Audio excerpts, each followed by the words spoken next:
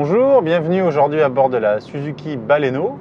Alors peut-être que certains d'entre vous s'en rappellent, mais c'est une appellation que le constructeur japonais a déjà utilisée par le passé pour un modèle qui n'a pas vraiment laissé une grande trace dans l'histoire automobile.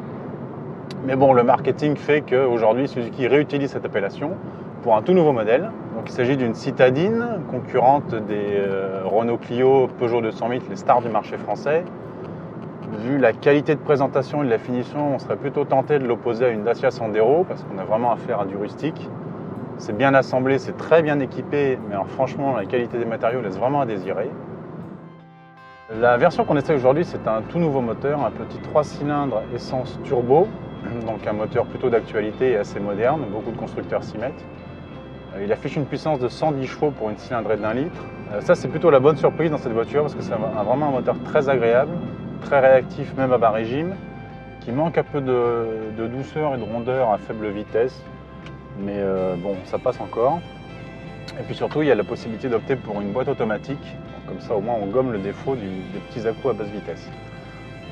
Pour le reste, voilà, c'est plutôt une voiture très confortable, très habitable, notamment aux places arrière, on a une longueur aux jambes assez étonnante. Sinon, dans les défauts, on va plutôt parler des bruits d'air qui sont présents dès 110 km/h. Pour le reste, voilà, c'est plutôt un bon produit. La seule inconnue pour l'instant, Suzuki n'a pas fixé les tarifs, donc on n'a pas encore parlé argent. On sait juste que les premiers prix devraient commencer en dessous de 15 000 €. Par contre, pour notre version qui fait 110 chevaux, qui est, je le redis encore une fois, très bien équipée, donc caméra de recul, régulateur de vitesse adaptatif, etc., il va plutôt falloir miser sur 17-18 000 €.